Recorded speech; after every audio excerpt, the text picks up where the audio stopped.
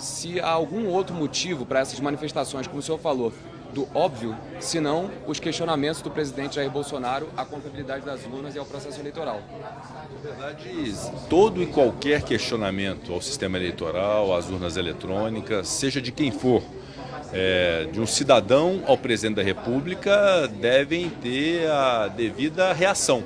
E é isso que a sociedade tem feito através de manifestações, de cartas, de afirmações. Na verdade, são posições firmadas no sentido da defesa da democracia, do Estado de Direito, do nosso sistema eleitoral, que vem sendo adotado desde 1996, através das urnas eletrônicas. Portanto, eu considero manifestações muito bem-vindas, muito importantes de serem feitas.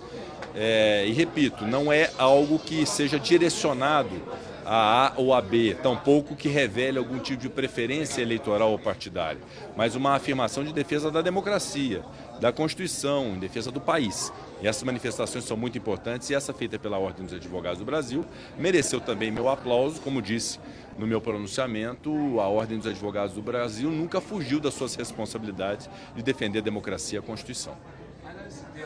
O senhor avalia que há uma instrumentalização política pelo presidente Jair Bolsonaro das Forças Armadas nos questionamentos que o Ministério da Defesa faz ao TSE nessa insistência para ter uma participação além da que houve historicamente nas eleições? Eu quero enaltecer aqui o absoluto compromisso das Forças Armadas com o cumprimento da Constituição, o meu respeito às Forças Armadas.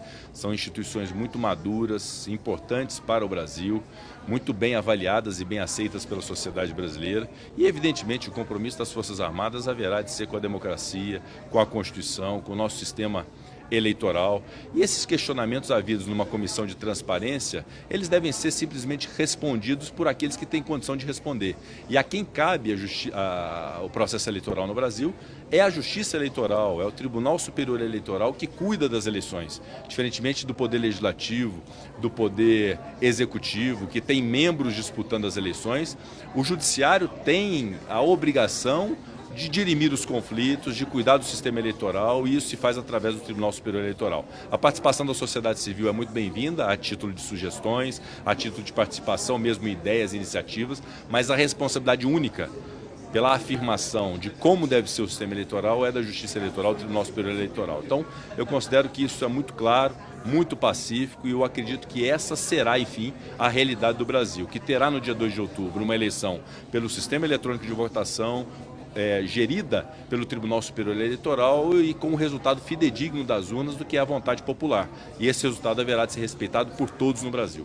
O senhor anunciou recentemente a decisão de deixar para depois do primeiro turno das eleições a sabatina das autoridades indicadas ao STJ. Queria perguntar se, além da dificuldade de reunir quórum de senadores presentes em Brasília, se não há também um componente político de insatisfação de alguns senadores com os indicados ao STJ e que poderiam até estar esperando que, com a não realização da sabatina, um eventual novo presidente pudesse rever essas indicações. Não há motivação exclusiva para que não houvesse a sabatina, seja das indicações do STJ, sejam outras indicações pendentes. De fato, é o período eleitoral que dificulta a mobilização de um quórum presencial, porque esse tipo de votação e apreciação deve ser feita presencialmente pelas comissões e pelo plenário. Então não há outro motivo que não seja, de fato, deixar para depois das eleições, quando nós então faremos um esforço concentrado com a presença física dos senadores para apreciar todas as autoridades pendentes. Essa semana, presidente, já há uma definição da pauta para a sessão de terça e quarta-feira? Essa semana nós temos uma prioridade que são as medidas provisórias pendentes de apreciação. A Câmara dos Deputados ainda não deliberou sobre essas medidas provisórias, então é provável que nós aguardemos a Câmara dos Deputados deliberar sobre as medidas provisórias para que possamos fazer uma sessão para apreciá-las e também para apreciar proposições legislativas. Há uma pauta da bancada feminina que eu gostaria de preservar para quarta-feira, então nós teríamos, a princípio, o cancelamento da sessão de terça-feira, remetendo essa sessão para o momento oportuno para apreciação de medidas provisórias, tão logo a Câmara delibere. E na quarta-feira os projetos de interesse da bancada feminina, que é um compromisso com esta deliberação. Em relação ao projeto que tem sido muito reclamado e solicitado, que é o projeto do rol taxativo da ANS, o que fica a princípio decidido, e até amanhã a gente deve definir de maneira clara isso, é que esse projeto vai direto ao plenário do Senado, Nós designaremos um relator até amanhã, vamos definir um bom perfil para poder relatar essa matéria. É importante que, indo direto ao plenário, haja ao menos uma sessão de debates para poder ouvir a sociedade e os segmentos em torno desse projeto e ainda no mês de agosto ele seja deliberado diretamente no plenário, sem a necessidade de passar pelas comissões permanentes da Casa. Então, em relação a esse projeto, que eu sei que é um grande anseio quanto a ele, é esse o encaminhamento que nós vamos dar para um desfecho ainda no mês de agosto.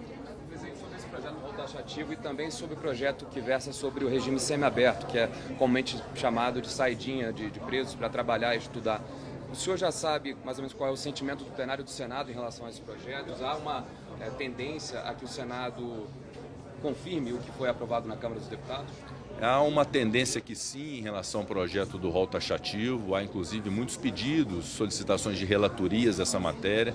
É uma matéria muito reclamada e que há um anseio grande dos senadores de ver apreciado. Obviamente que o Senado vai apreciar, com a sessão de debates, com o amadurecimento próprio relativamente a esse tema, que é um tema complexo, porém necessário de ser apreciado. E é o que eu acabei de dizer, a previsão do cronograma é esse, até amanhã nós temos uma definição. Em relação a esse outro projeto que diz respeito à execução das penas, é muito importante também que ele tenha o trâmite próprio no Senado Federal.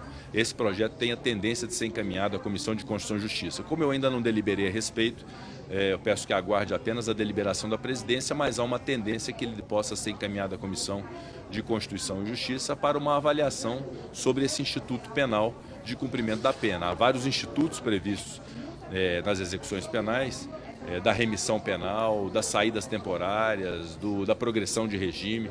Tudo isso deve ser examinado dentro de critérios de política criminal e nós vamos ter muito critério no Senado Federal em relação a esse tema. Obrigado, presidente. Obrigado, presidente. Obrigado. Parabéns.